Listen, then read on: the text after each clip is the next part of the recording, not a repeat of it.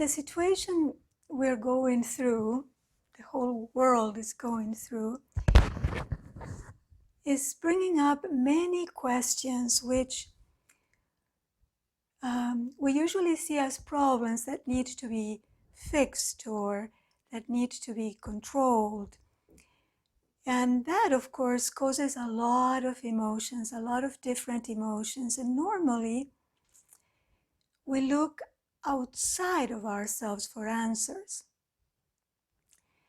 which actually keep us from understanding more deeply the true nature of our suffering. So I would like to start a series of sessions about how to deal with those emotions, um, and today I want to um, reflect on the fact that perhaps instead of focusing our attention on finding an answer or resolving the problem outside ourselves, maybe we should be exploring with gently attention and compassionate attention our own feelings. Take disappointment in a relationship that we might have, for example. We usually, as human beings, tend to blame others and we want them to change, right? What would happen if we could calmly observe our own feelings of disappointment and resentment perhaps, or sometimes anger, and begin to look at our expectations and also begin to look at what is underneath those feelings of disappointment or resentment or anger. Emotions are so powerful. They can send us in a rant, they can send us out of control sometimes. But emotions are also so wise. There is so much wisdom in our emotion. And when we open to our emotions, when we are open, kind, and we embrace our emotions, we can learn so much about ourselves. Because emotions always have a message for us. And if we learn how to listen to the messages that our emotions have for us, we will learn a different approach to the way we face life and we face our experience.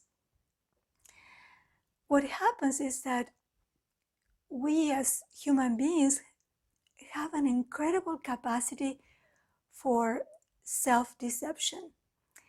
That is, we lie to ourselves because under those powerful emotions there is pain. And of course, it is very painful to acknowledge the emotions. We may feel embarrassed or ashamed about it. So we lie to ourselves. We may hide the emotion we are feeling by disguising it with anger or with arrogance or aggression, even with cynicism, and sometimes even with humor. When underneath we're actually hurting so much.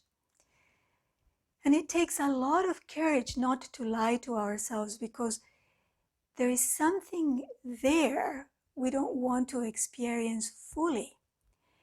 There is so much resistance, and it's that resistance to actually facing those emotions that lead that resistance leads to suffering. We are sometimes afraid of feeling these painful emotions because we think if we allow ourselves to feel them, they will never go away. We will always feel resentment. We will always feel disappointment. But that is actually not the case. It is only when we are in touch with our actual experience, without any interpretation, without the story that we create or we created around it, that we can begin to see the underlying true emotion, not the one that we are allowing others to see, and not the mask, but the real emotion. We can also start to realize the changing nature of emotions. Like everything else, emotions are in constant change. They are impermanent. And witnessing that ever-changing, that fluid quality of the emotions is actually very liberating for us, because we realize that emotions can change, that you can actually let go of the painful emotions once you have contracted or once you have contacted the emotions and once you have worked with them. I learned a very descriptive analogy from Annie Pema Chodron, who is my main teacher, and she's an American Buddhist nun. And she says emotions are like flowing water, moving and changing, or emotions can also be like ice, she says. And they can be very hard and inflexible and stiff and solid and stuck. And if we contact that ice with warmth and kindness, by gently getting to know those emotions, and allowing that ice, by contacting them, we will allow that ice to melt. And that is how we turn that solid, stuck emotion into flowing, changing water, she says.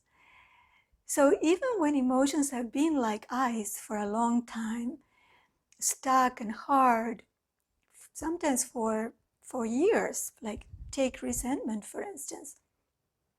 We may be feeling resentment for years and not talking to people, right? But if we explore resentment, we'll see that under that resentment, there is another emotion that describes perhaps hurt or fear or a wound. So emotions can be transformed, just like ice can be transformed into water. Emotions can also be transformed. Having unconditional friendship to our emotions, even to our flaws and to our whole person, being a friend to ourselves, knowing ourselves and accepting who we are, accepting ourselves and our emotions totally, and changing what we can change so we can grow into the person we want to be, is what it's all about. It's not being in a constant struggle with who we are. And it's difficult, but the transformation comes when we become a wonderful and good friend to ourselves. When we are willing to hold our life questions and our challenges more as mysteries rather than problems. When we are willing to explore, to investigate them more deeply, those mysteries that we call problems may shift, and see these life questions. We can see these life questions as opportunities to grow. We have to face the fact that as much as we would like people to be 100% the way we want them to be, we know we have no control of how people behave or how circumstances turn out. But we have tremendous power in our ability to steer our own emotions in such a way that we can experience well-being. Just like last session, I talked about transforming our thoughts and the power that we have to transform one thought into another. We also have an incredible power to transform our emotions. One of the most amazing things I learned when I started my mindfulness journey about over 20 years ago was that stress, fear, worry, anxiety, and many other emotions, challenging emotions, may start with a very simple thought that we attached to, a disempowering thought that takes momentum and proliferates into many other thoughts. So most conflicting emotions, most challenging emotions originate from clinging to those detrimental thought patterns, because we leave the present moment, the here and now, and become completely lost in speculations, which are either in the past, trying to figure out what happened in the past, or speculating about the future. So how do we work with our emotions? It all starts with taking a look at ourselves, and instead of running away or ignoring or avoiding our emotions, leaning towards our emotions and being with the discomfort, staying with the discomfort, getting curious about our conflicting emotions, feeling them and softening around them, allowing the emotions to be there, and when we are ready, letting go. So remember that we do not need to fix the problem right away. We are just getting acquainted and intimate with the emotion that we are feeling. We are beginning to notice where we are emotionally. So that's the first step. It's a gradual process that starts with acknowledging that we have an emotion, accepting that emotion that we don't like instead of running away. So it starts with acknowledging that we sometimes use harsh speech, perhaps, and actions, that we experience an urge to say something offensive that is difficult to resist. It all starts acknowledging that we are triggered sometimes, and then we harden our heart, and we harden also our perspective. We become like ice, right? And we start a story, our narrative about the situation. We begin by acknowledging our feelings, like when we are blaming people, for instance, or when we experience the fear of being rejected, and start pulling back, or when we become tense, when we cannot refrain from enacting our ingrained patterns or usual patterns. And this takes a lot of courage and a lot of honesty to look within and to see our triggers, to see why, to try to explore why we are triggered.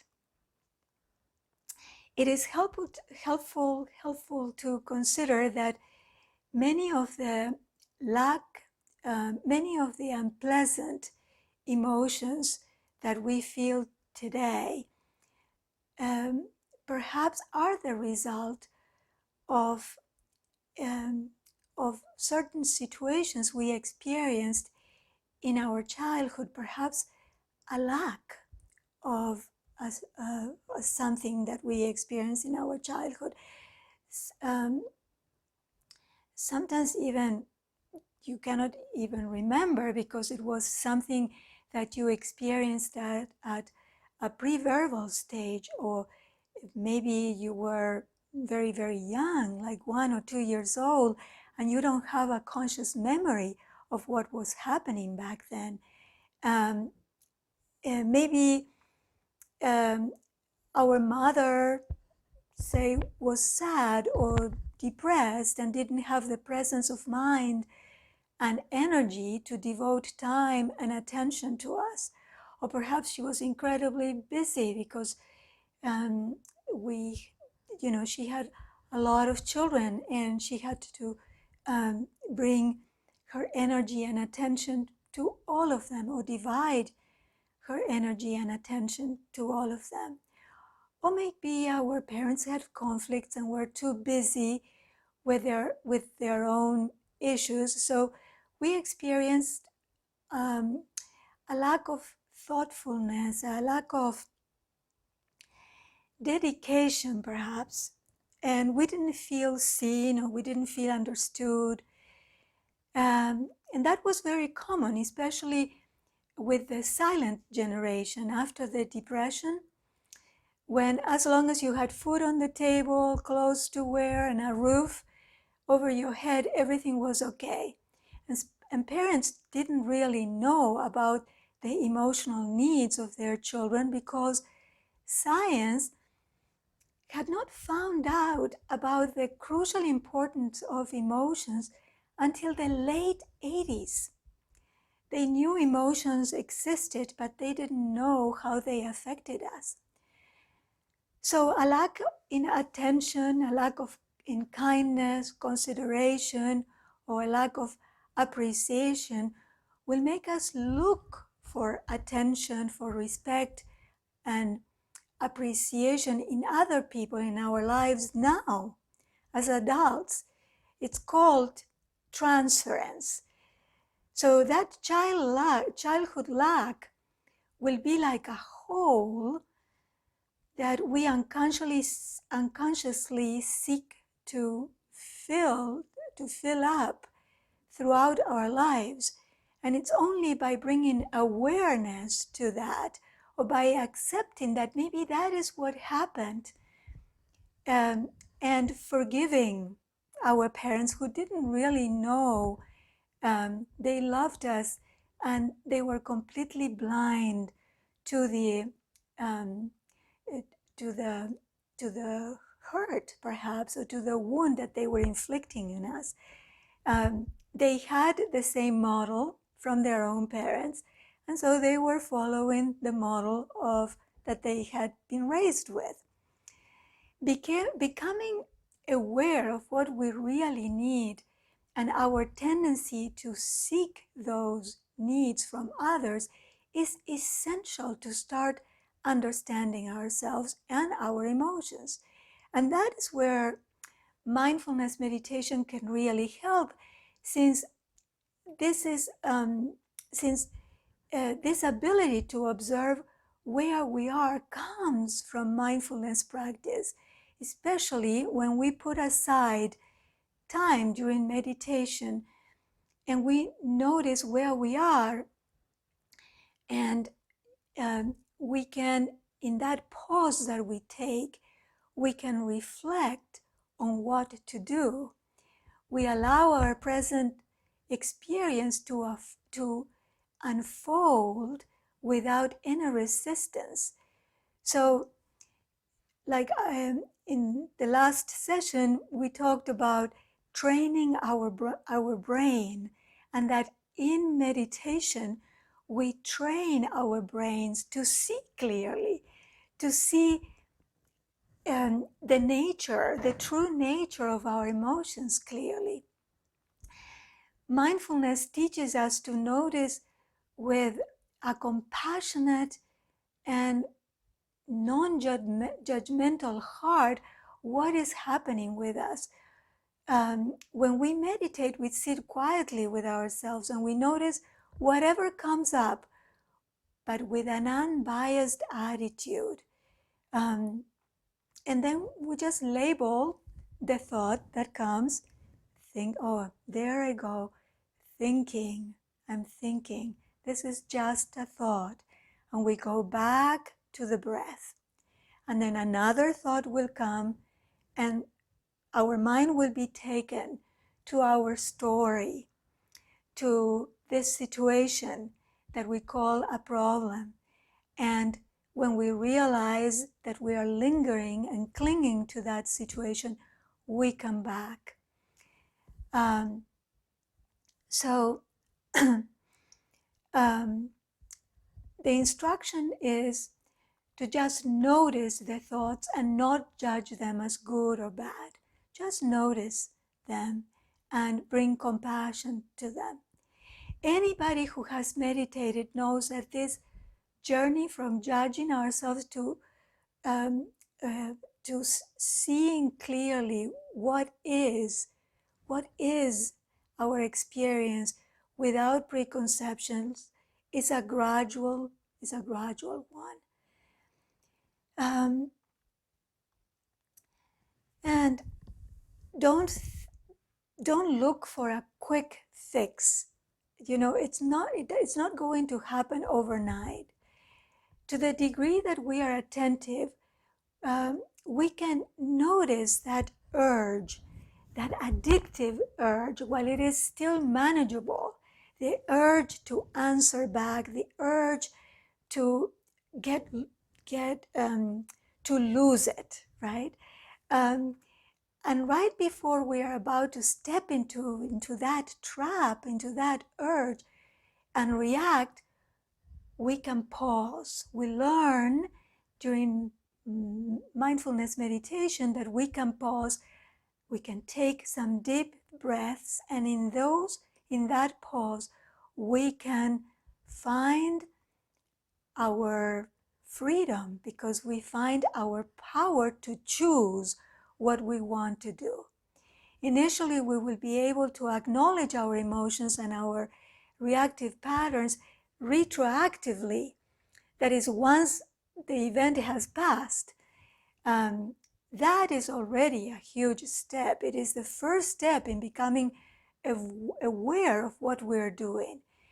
And this is such a crucial step forward, because we are becoming aware, we are becoming conscious of our tendencies. So the more we observe our emotions and actions and speech, the more we will be able to notice when we are being triggered, and we will be able to refrain from what could eventually bring a lot of suffering into our lives. And notice that I said refrain and not repress. Repressing is when we numb the emotion, when we block, when we ignore, when we deny what we are feeling. Repression is trying to escape the feeling or distract ourselves by doing other things, so we don't have to confront the discomfort of the feeling. So I didn't say repress. I say we have to refrain the emotion, refrain the urge, because refraining means to notice and feel the emotion, feel the urge, the discomfort, the restlessness, but decide, you choose not to be hooked, not to be triggered, not to act on it. So you feel the urge in, perhaps like me, I feel it in my chest. So I feel the emotion in my chest, I feel the urge, and I stay with the urge without acting on it. So that allows me to contact my real power and choosing what I'm going to do next in that little pause. So we start to see more clearly. We notice when we are hooked, when we are attaching to our opinions, to our perspective, to our way of seeing things. And we do that with unconditional friendliness. That is to say, openness towards whatever might arise, and with a lot of self-compassion. Again and again throughout the day, we can acknowledge what we are experiencing with a little bit of gentleness and honesty. This is such an enormous step away from the crippling lack of awareness that leads to our reactivity. We react because we are on automatic pilot. But when we are aware, that awareness allows us to see clearly. And then when we feel our body tighten and our mind freeze, we start to soften and we relax by letting go, letting our thoughts go. And soon after, we will realize that we have the opinion, we might still have that opinion, but we may express it in a different way, right? And we will not see that other person as our enemy. We may see that other person as just having a different opinion. We will realize that we have the option to change our patterns, which is another sign of progress, right? So having acknowledged what is happening, we may find that we can do something different from what we usually do. It is through our awareness that we start noticing our flaws. We notice our aggressiveness, our jealousy. We notice when, when we want to be generous, for instance, like I was trying to collect a lot of clothing to give away. And then I started saying, oh, maybe I will wear this sweater. Or maybe I will keep those pants. So in my intention of being generous, I realized how stingy I was, that I didn't want to give those pants that I had had for maybe 5 years. So it's by bringing that awareness that we become more clear about who we are, with honesty, but a lot of compassion. So softening when we are hardening is how conflicting emotions begin to dissolve. And in this way, we trust in the basic openness and goodness and kindness of our heart. And that trust begins to increase. And that is how we become free of these conflicting emotions, by becoming curious about them, by bringing awareness to them, by noticing when we are hooked, when we are triggered, and refraining the urges.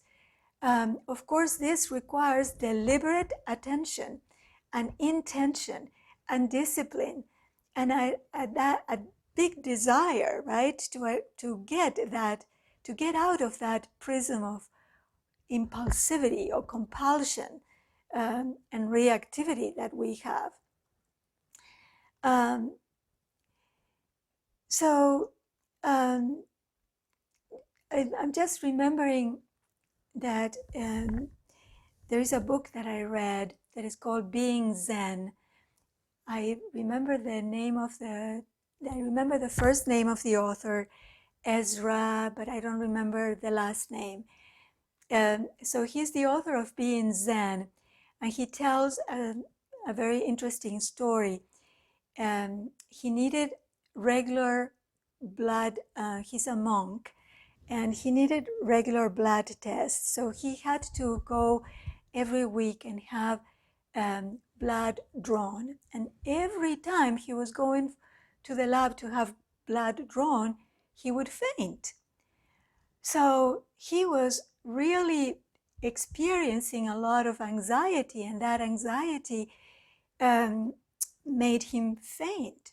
So one day he said to himself, okay, if I am going to faint this time, I'm going to really become very interested. I want to be completely alert when I am fainting.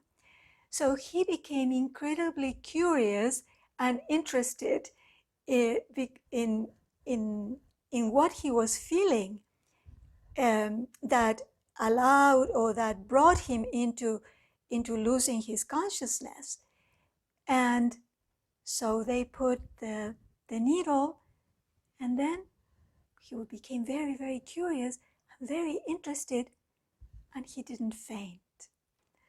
So in a way, it's interesting to see that, because with curiosity and interest,